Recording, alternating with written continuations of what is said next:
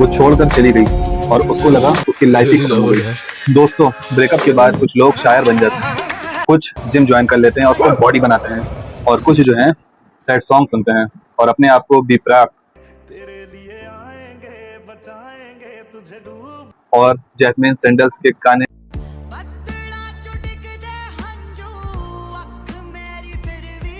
में बिल्कुल शुमार हो जाते हैं और खो जाते हैं उन्हीं के गानों में।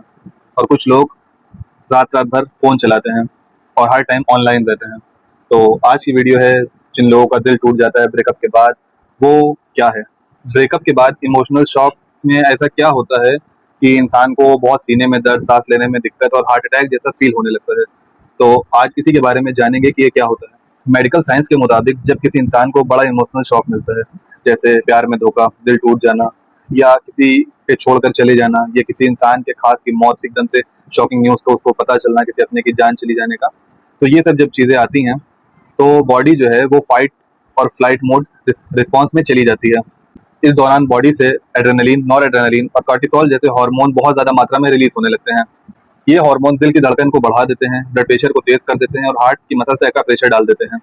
कुछ लोगों में ये स्ट्रेस इतना ज़्यादा होता है कि हार्ट के लेफ्ट वेंट्रिकल यानी दिल के मेन पंपिंग चैम्बर की पंपिंग टेम्परेरी धीमी हो जाती है, तंबी तौर पर कमजोर हो जाती है। इसी कंडीशन को हम लोग कहते हैं ब्रोकन हार्ट सिंड्रोम, या टेकोत्सुबो कार्डियोमायोपैथी भी कह सकते हैं। इसका नाम जापानीज ऑक्टोपस ट्रैप टेकोत्सुबो पर रखा गया था क्योंकि इसमें दिल का एक हिस्सा उस ट्रैप की तरह फूला हुआ नजर आता है। इसके सिम्टम्स क्या होते हैं?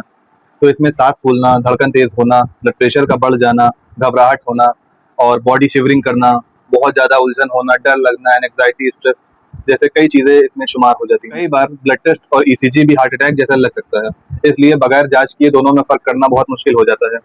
अब जरा सोचिए, एक तरफ एक्स का लास्ट सीन देखकर आपको स्ट्रेस हो रहा है और दूसरी तरफ स्ट्रेस हार्मोन दिल पर जोर जोर से इफेक्ट डाल रहा है। फनी लग सकता है, लेकिन साइंस कहता है कि इमोशनल पेन और फिजिकल पेन के लिए दिमाग के कुछ हिस्सों की चीजें आपस में मिलती जुलती हो सकती है। इसी वजह से कुछ लोगों को हार्ट ब्रेक के बाद फिजिकल पेन भी काफी महसूस हो सकता है। तो इसमें अच्छी बात यह है कि कुछ पेशेंट हफ्तों या महीनों में सही ट्रीटमेंट और स्ट्रेस मैनेजमेंट के थ्रू कुछ ही दिनों में रिकवर हो जाते हैं। लेकिन अगर इमोशनल शॉक के बाद एकदम से सीने में दर्द, सांस फूलना या बेहोशी जैसा महसूस हो, तो इसे ब्रेकअप का पेन समझकर इग्नोर ना करें, तुरंत अपने डॉक्टर से संपर्क करें। क्योंकि कभी कभी दिल टूटने की आवाज नहीं आती, बट उसका असर ईसीजी की रिपोर्ट पर क्लियर दिख जाता है।